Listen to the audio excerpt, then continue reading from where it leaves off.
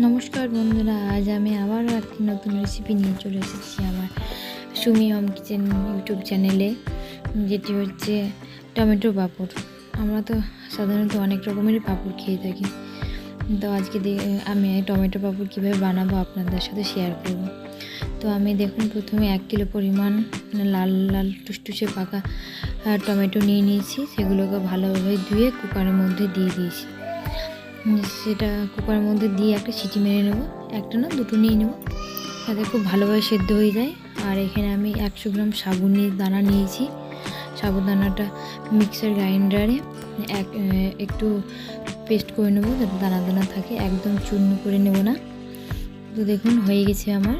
তারপর আমি এটা একটা পাত্রে ঢেলে নেব আর জল ঢেলে ভিজিয়ে রেখে দেবো কিছুক্ষণের জন্য। আর এইদিকে আমার টমেটোটা দেখুন খুব সুন্দরভাবে সেদ্ধ হয়ে গেছে। সেটা আমি ঝুড়ির মধ্যে জল ঝরিয়ে নেব আর পরিষ্কার করে নেব। এই খোসাগুলোকে ছাড়িয়ে নেব, সবগুলোকে ভালোভাবে পরিষ্কার করে ছাড়িয়ে নেব। সবগুলো ছাড়ানো হয়ে গেলে আমি আবার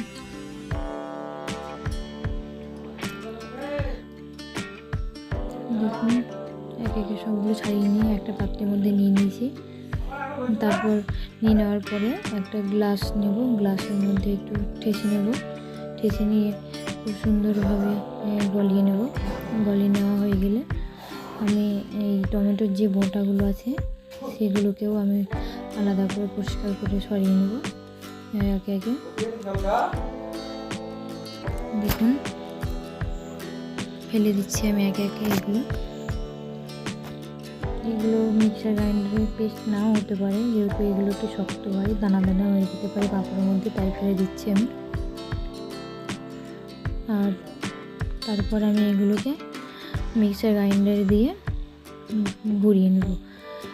আপনি যদি এগুলো না ফেলেন খোসা বোটাগুলো, তাহলে আপনি এটাকে একটা ছাকনার সাহায্যে ছেঁকে নিয়ে করতে পারেন। আমি ছাকবো না, তাই ভালোভাবে করে নিলাম, বেছে নিলাম, পরিষ্কার করে নিলাম। তারপর দেখুন মিক্সার গ্রাইন্ডারে দিয়ে ঘুরিয়ে নেব। খুব সুন্দরভাবে পেস্ট হয়ে গেছে। পেস্ট হয়ে গেলে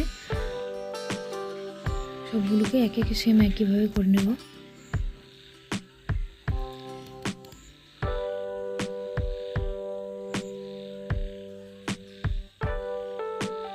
দেখুন আমার সবগুলো পেস্ট হয়ে গেছে। এরপর কিছু মশলা দিয়ে দেবো, ধনেপাতা কুচি, একটু টেস্টটা আনার জন্য দিয়ে দিলাম, স্বাদ মতো লবণ, আর দিয়ে দেবো লঙ্কা গুঁড়ো, এতে একটু ঝাল ঝালও হয়, তাই দিয়ে দিলাম।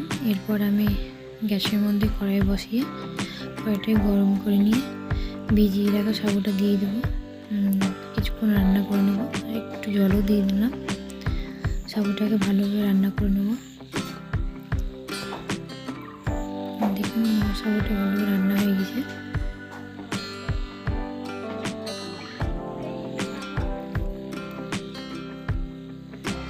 দেখুন রান্না হয়ে গেছে সাবুটা আমার খুব সুন্দরভাবে। এরপর আমি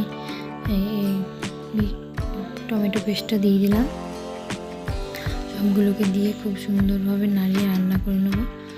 আর এটা কিন্তু কিছুক্ষণ পর নাড়াতে হবে, যাতে সাবুটা তলে বসে না যায় বা লেগে না যায়, তাই তো আমি সবগুলোকে সুন্দরভাবে দেখুন নাড়িয়ে নাড়িয়ে করলাম, করে রান্না করে নেবো আঠা আঠা করে, যতক্ষণ না আঠা হয়ে যাবে, পাঁপড় দেওয়ার অবস্থায় না আসবে এটা। তো আমি সবগুলোকে নাড়ালাম, বারবার নাড়াচ্ছি। দেখুন আমার রান্নাটা হয়ে গেছে।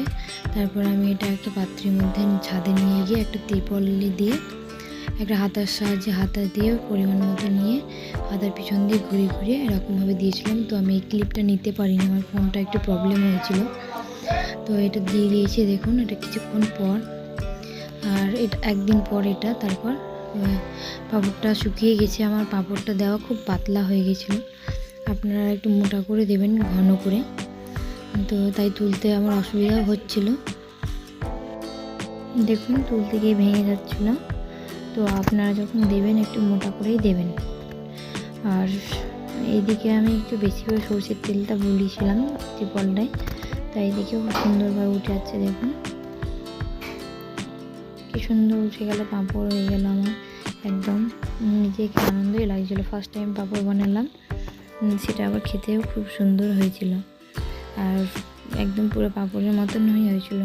বাড়িতে সবাই নামও করছিল, খুব সুন্দর হয়েছে বলছিল।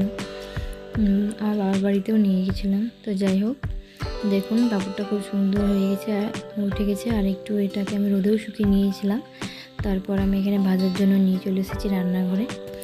তো দেখুন পাঁপড়গুলো আমি এখানে এবার সাদা তেল দিয়েছি কড়াইয়ের মধ্যে। তেলটাকে গরম করে নিয়ে পাঁপড়টা দিয়ে দিচ্ছি। দেখুন আর অবশ্যই পাঁপড়টা আমার পাতলা হয়েছিল, তাই আমি মিডিয়াম ফ্লেমে রেখেছিলাম। আর খুব বেশি এখন ভাজিনি, দিয়েই তুলে নিয়েছি।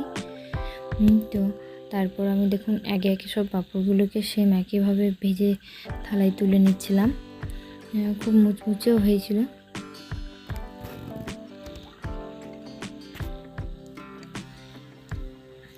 দেখুন খুব সুন্দরভাবে ভেজে নিয়েছি পাঁপড়গুলোকে।